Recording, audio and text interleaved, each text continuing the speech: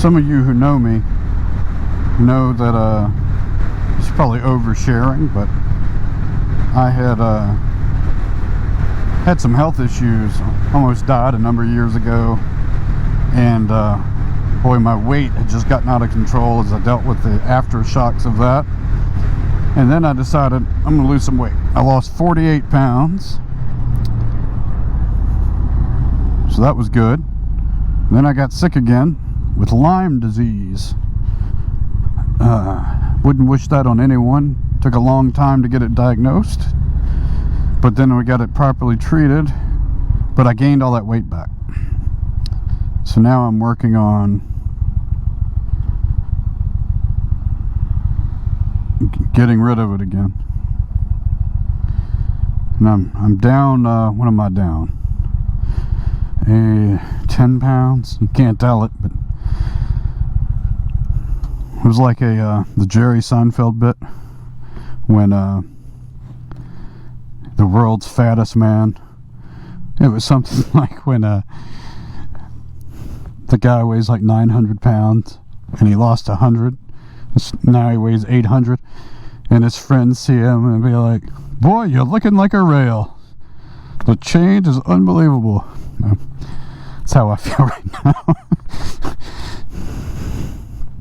I'm back from being in the store. You know, on that Lyme disease crap, I have to be willing to be a little transparent, because sometimes I think it'll help others. You know, I've met people, a few people, and this is what happened to me. I was having all these symptoms: brain fog, joint pain, my hair was falling out. I started keeping a calendar daily, and the symptoms were nuts. But brain fog, joint pain, hair falling out, forgetful. Oh, I couldn't swallow. I had terrible dry mouth, and that was one of the worst things, was the dry mouth.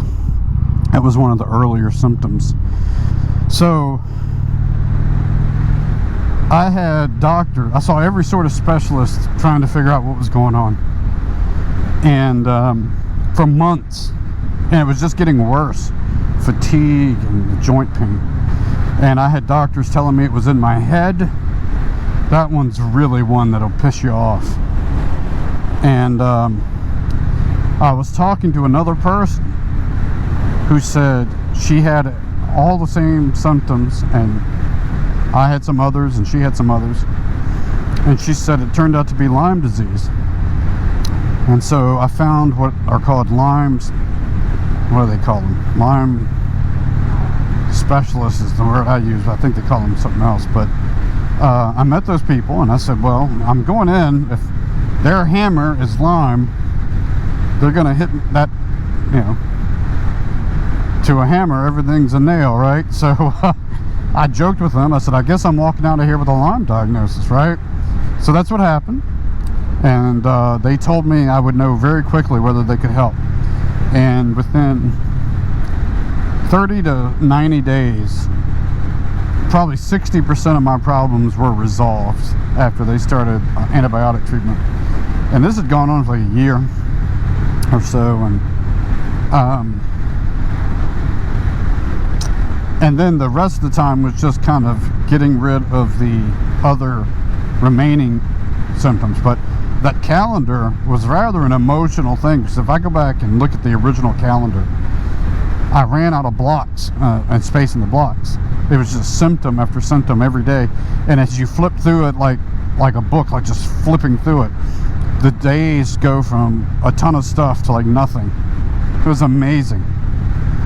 So if you were somebody you know is dealing with some various symptoms, I'm convinced, I'm not a doctor, but I am convinced that some of this long COVID we've been hearing about, I really wonder if it was some dormant Lyme disease that has triggered. I'm not looking to start a debate. I don't know about long COVID. I'm not an expert on any of it. I'm not an expert on Lyme disease, but I can tell you my experience firsthand with it. And some of the symptoms I've seen for long COVID sound identical to me to what I went through with Lyme disease. And I think other things can trigger it. For example, my Lyme doctor told me not to get a flu shot one year when I was going through all this treatment. And my other doctor is not a Lyme doctor, he's just my family doc. Well, you wouldn't want to have Lyme and the flu at the same time, would you? So I had a decision to make.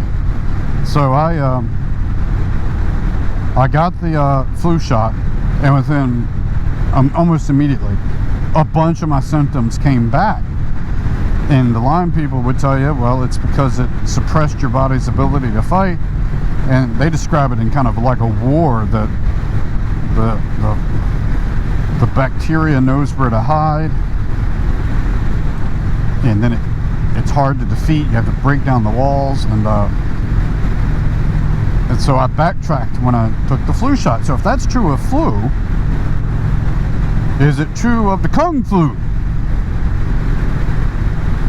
That's going to piss some people off, I bet. But, you know, I just think there's something to be considered. If you've got symptoms that otherwise aren't being diagnosed,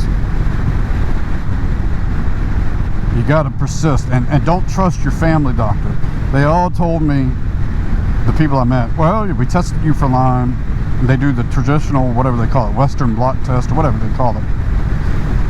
And I never tested positive on that. I never saw a deer tick bite. My doctor, my Lyme doctor, said it probably came from mosquitoes bites. And anyhow, the Lyme doctor, before I met them, there was a little waiting period, and I was on some discussion forums trying to learn more from the people that were going through it. There's an outfit, I think, out in California. You pay like, I think it was like $1,500 or $2,000 for a specific test. And I got those test results back, and I couldn't understand them all. There were different numbers. You know, Google is great. These forums, I posted them, and they were like, you've got Lyme. That's what those markers are telling you. And the Lyme doctor, when I finally got to them, agreed and said,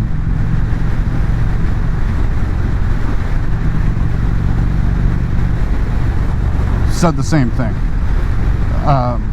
But they based it not more, they said they wouldn't have ordered that expensive test, which would have been nice to know. They based it clinically. They said, you know, you've ruled out rheumatoid arthritis, you've ruled out MS, you've ruled out all these things.